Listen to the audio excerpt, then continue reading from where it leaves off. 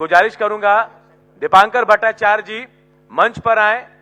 CPIML के महासचिव और परिचय के मोहताज नहीं है, सिंपल सोवर और इतने बड़े पद पर रहने के बावजूद कहीं से भी आपको देखकर नहीं लगेगा कि एक राजनेता, खाटी राजनेता। स्वाति हमारी सहयोगी उनसे बातचीत करेंगी। हाँ, तो स्वागत कीजिए दीपांकर भट्टाचार्य जी का एक बार तालियों के साथ। बहुत सारे सवाल जवाब, क्योंकि बिहार के चुनाव में अहम भागीदारी इनकी होगी। और अब स्वाति के हिस्से माइक, सवाल उनके, फहरिस्त उनके, अब सवालों का सिलसिला शुरू होगा। धन्यवाद अनूप, बहुत बहुत स्वागत है दीपांकर जी आपका।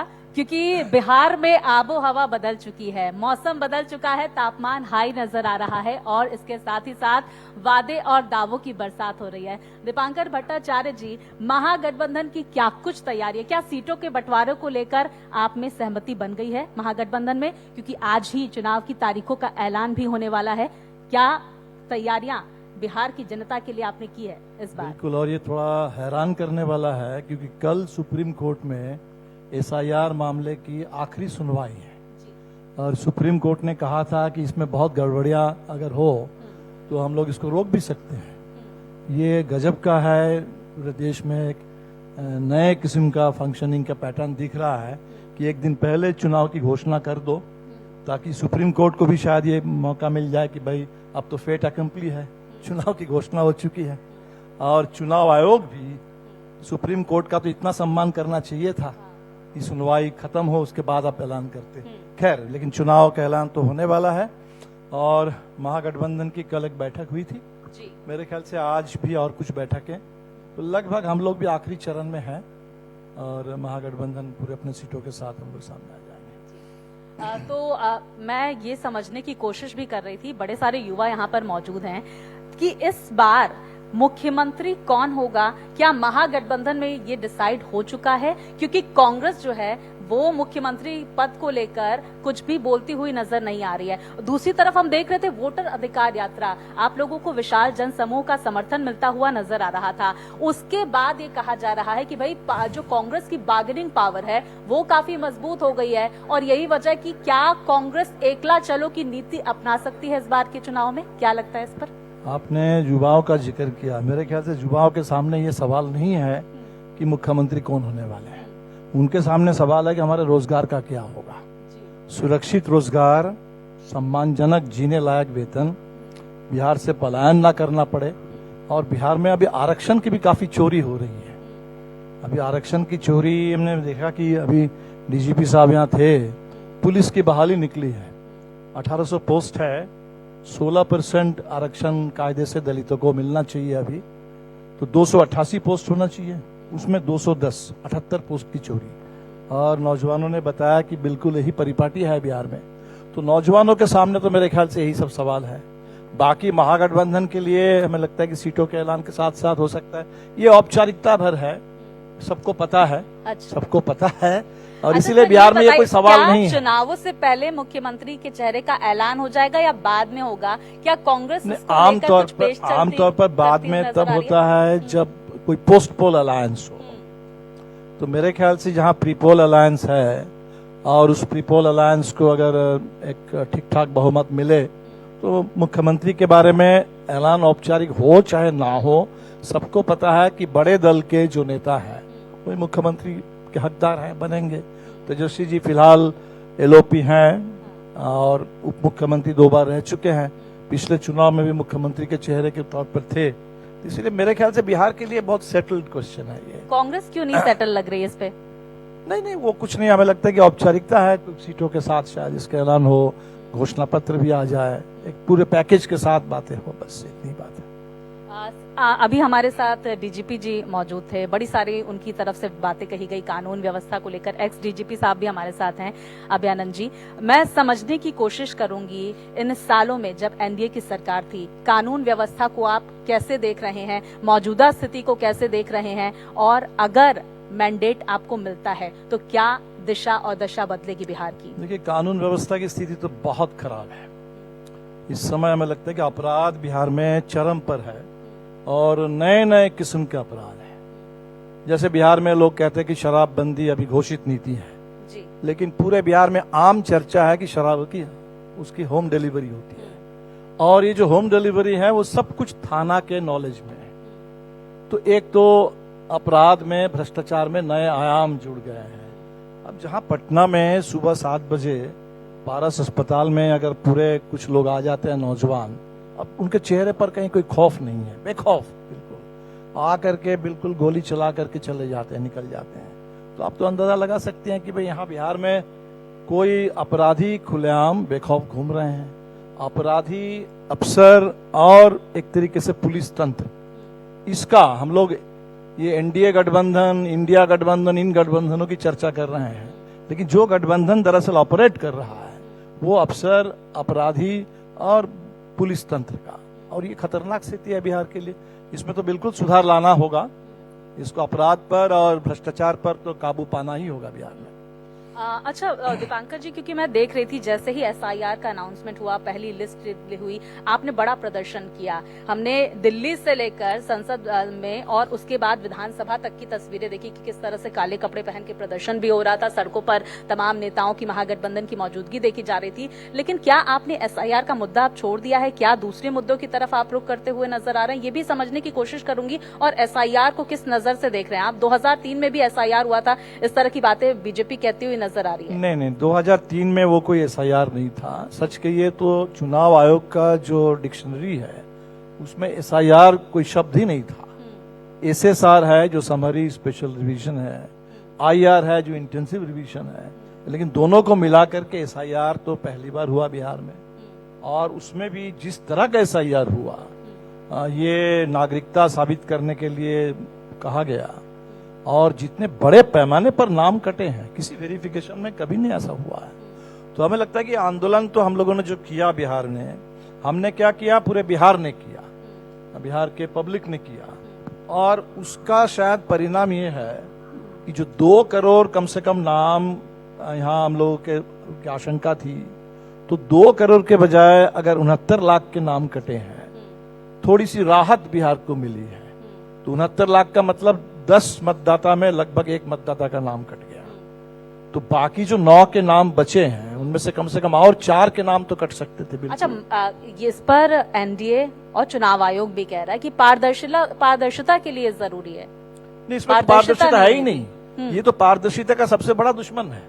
पारदर्शिता नाम की कोई चीज इसमें है ही नहीं। चुनाव आयोग ने, पारदर्शिता की बात थी तब तो सबसे पहले चुनाव आयोग को कंसल्ट करना चाहिए था, डिक्लेयर करना चाहिए था।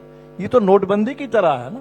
अचानक 24 जून को सर्कुलर आया है कि कल से पुरानी मतदाता सूची खत्म और पूरे बिहार में कोई मतदाता सूची नहीं है, नए सिरे से सूची बनेगी। इसकी इसमें कोई पारदर्शिता नहीं है। अभी भी चुनाव आयोग की टीम ही दौरा करके गई है, 3,66,000 नाम और काटे गए, और किसी को पता नहीं 3,66,000 कौन लोग हैं और क्यों नाम काटे गए। आपने देखा होगा कि एक स्टोरी निकली मेरे ख्याल से इकोनॉमिक टाइम्स में कि इनमें से 6,000 ऐसे लोग हैं जिनकी नागरिकता संदिग्ध है। हम लोगों ने जब चुनाव आयोग से कहा कि भाई आपके बारे में सूत्रों के हवाले से ऐसी स्टोरी निकल रही है, तो उन्होंने कहा कि जिन लोगों ने लिखा उनसे पूछिए, हमने तो नहीं कहा।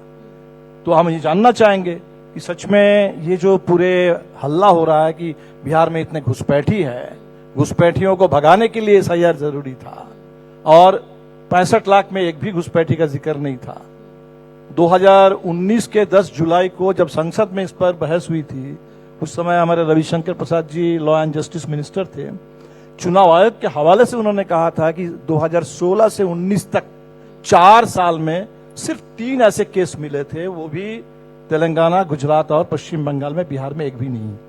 तो आज फाइनली अगर कहीं कोई बात आती है तो या तो चुनाव आयोग को बताना चाहिए, और नहीं तो ये जो लगातार घुसपैठ ये जो झूठ बोले जा रहे हैं लोग, तो इस पर तो रोक लगनी चाहिए। अच्छा, बिहार में एक्सपेरिमेंट क्यों? चुनाव से पहले बिहार में एक्सपेरिमेंट क्यों? आपकी क्या राय है? इन्होंने तो कहा कि बिहार से हम शुरू कर रहे हैं, कोई बिहार के लिए अलग नहीं। बिहार में तो बिहार के चुनाव को डिसरप्ट करना, नोटबंदी जैसे, ठीक यूपी के चुनाव से पहले नोटबंदी आया था 2016 में, अगर आप याद करें 17 में यूपी का चुनाव था। तो बिहार का ये चुनाव मेरे ख्याल से सबको पता था कि ये चुनाव बदलाव वाला चुनाव है, अभी भी है। चुनाव में कुछ डिसरप्ट करना है चुनाव को, और बिहार से शुरुआत करनी है, पूरे देश में करना है इसको। इसलिए एसआईआर तो पूरे देश के लिए आ रहा है, और हमारा जो सुप्रीम कोर्ट में केस है वो केस यही है कि SIR जो देश में संविधान के तहत इलेक्टोरल सिस्टम है उस सिस्टम की मूल भावना के बिल्कुल विपरीत है इसमें। क्योंकि इसमें आप नाम जब भी जहां भी SIR होगा जी लोगों के नाम बड़े पैमाने पर काटे जाएंगे, प्रवासी मजदूरों के नाम जाएगा, गरीबों का नाम जाएगा, जिनके पास दस्तावेज नहीं होगा वैसे लोगों का नाम जाएगा।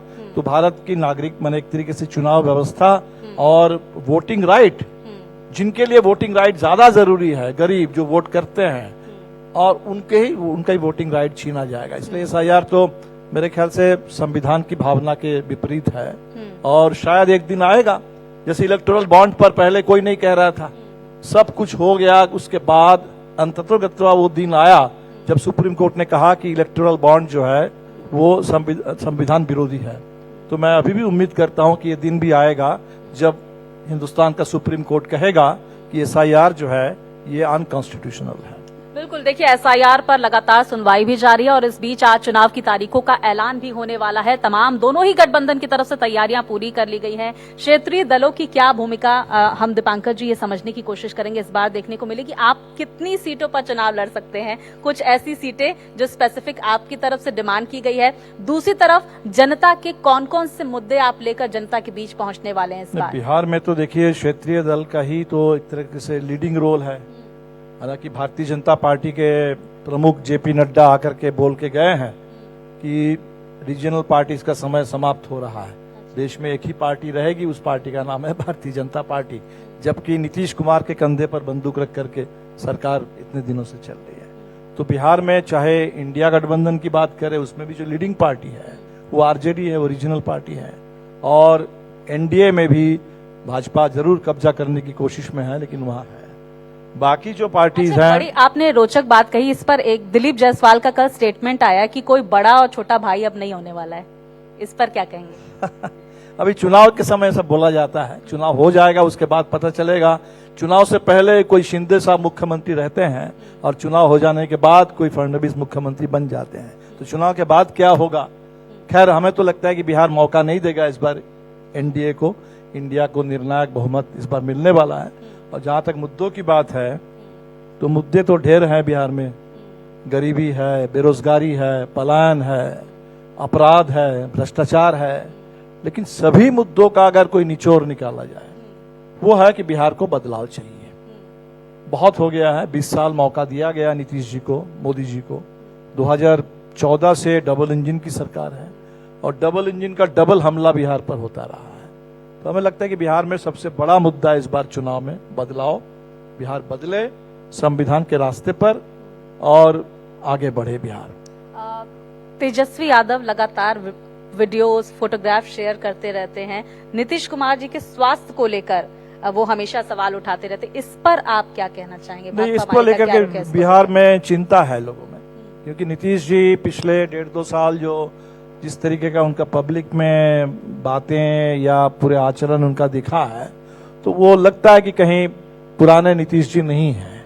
इसलिए बिहार तो चिंतित है और चिंता स्वाभाविक है। और हमें लगता है कि यही उड़ीसा में नवीन पटनायक की सेहत को राजनीतिक मुद्दा बना दिया था भारतीय जनता पार्टी ने। उससे तो नवीन पटनायक तो नीतीश जी से बेहतर स्थिति में थे। तो अगर नवीन पटनायक का सेहत उड़ीसा का मुद्दा बन जाए तो नीतीश जी की स्थिति क्या है, वो बिहार के लिए जरूर चिंता की बात है। अच्छा, नीतीश कुमार या कहें NDA की सरकार ही सौगातों का पिटारा खोलती हुई नजर आ रही। अंतिम सवाल, मेट्रो का उद्घाटन होने वाला है, मेट्रो ट्रेन का, इस पर आप क्या कहेंगे? भाई बिहार के लिए तो हमें लगता है कि कोई पब्लिक ट्रांसपोर्ट सिस्टम ही नहीं है। एक मेट्रो तो एक सिंबॉलिक है, और हमको तो यूपी याद है कि यूपी में अखिलेश जी जब चुनाव हारे उससे पहले मेट्रो का उद्घाटन हुआ था, लखनऊ में मेट्रो चलने लगा।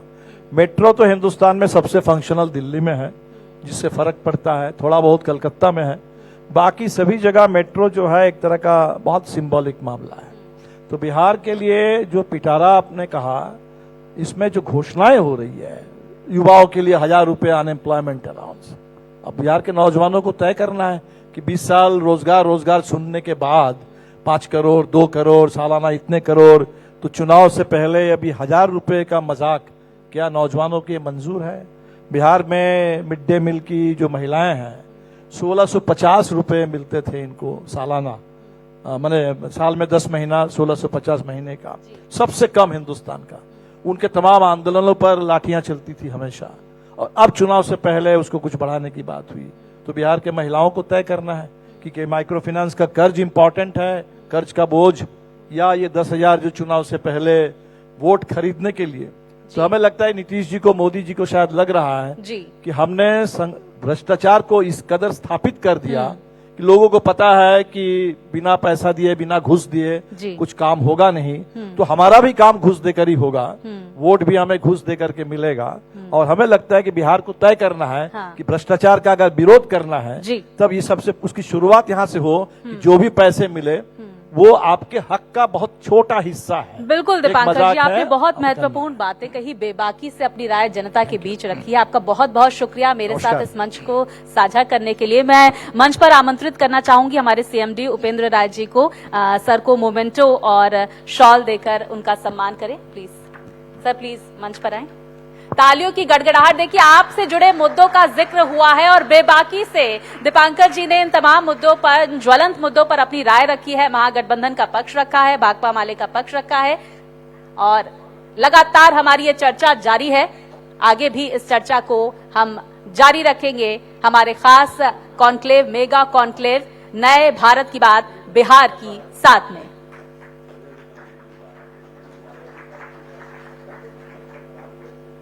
बहुत बहुत शुक्रिया सर, बहुत बहुत शुक्रिया। मोमेंटो। तो देखिए, चुनाव की हवा जो है अब बदलती हुई बिहार की चुनावी मौसम में लगातार हम सुबह से ही इस पर चर्चा कर रहे हैं, किस तरह से बिहार बदल रहा है,